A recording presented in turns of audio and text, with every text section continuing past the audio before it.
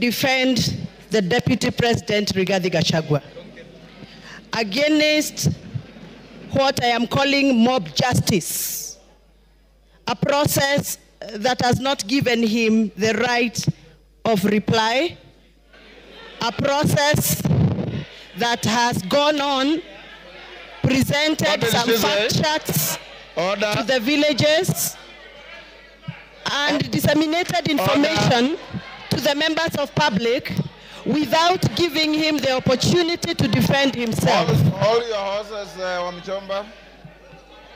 I was consulting with KJ. I didn't hear what you said. Can you repeat?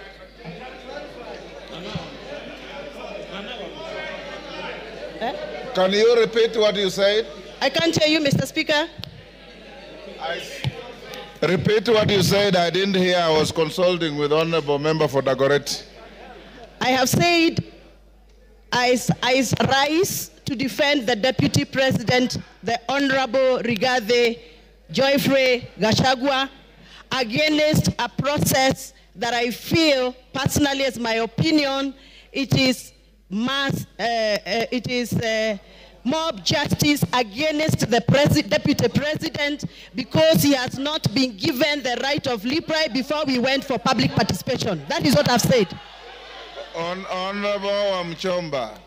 According to the standing order here. Honorable Wamuchomba, that is neither factual nor legal because the Deputy President is appearing before this House at 5. So be factual. Mr. Speaker, yes. Please allow me to execute my point, then you can guide. Procedurally, Mr. Speaker, the fact sheets that were distributed in our constituencies had allegations that were read out to members of public as facts. So to me, the fact sheets that were distributed in our constituencies were fact sheets that were communicating facts.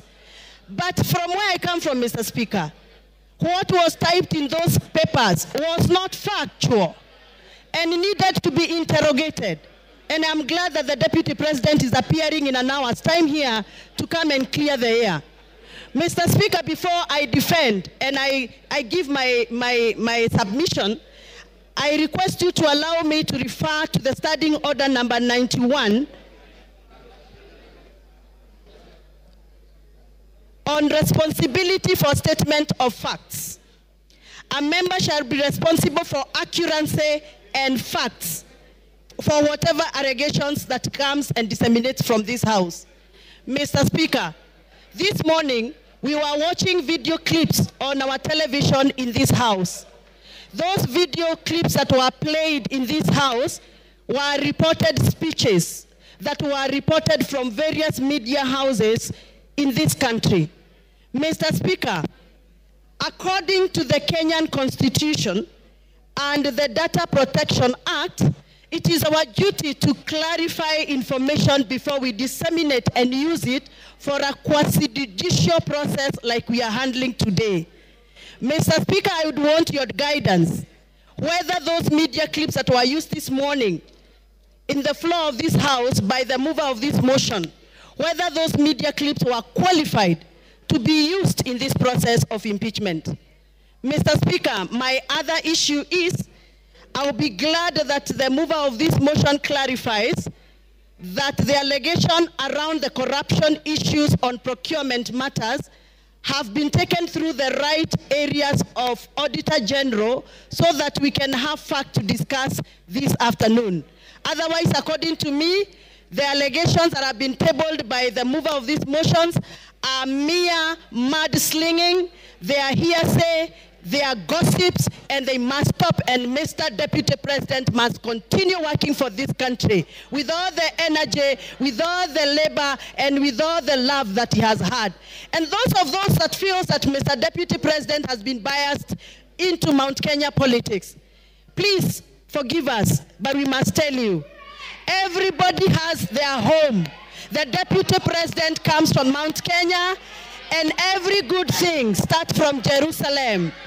Even Jesus had to start his good work from Jerusalem. We are the Jerusalem we shall continue allowing the Deputy President to do the work he's been doing in Mount Kenya, even as he tries and attempts to work in other parts of this country. I have personally escorted the Deputy President in other areas outside Mount Kenya. I know Mr. Deputy President has tried. It is barely 2 years before Mr. Deputy President continues with his work. Please allow him space to work. 2 years are not sufficient. Even for the members in this house know very well, they have also not been able to do what they promised their voters during campaigns. We are all elected members here, and we know we made pledges, and 2 years are not sufficient for anybody to use that as a basis to judge anybody on the performance. I support that the Deputy President be given the opportunity to serve this country, and those that are attacking the Deputy President for working on behalf of the Mount Kenya region, they must also accept that everybody has a village where they come from, everybody has a home where they come from, and every good thing starts from Jerusalem, just like Jesus Christ did.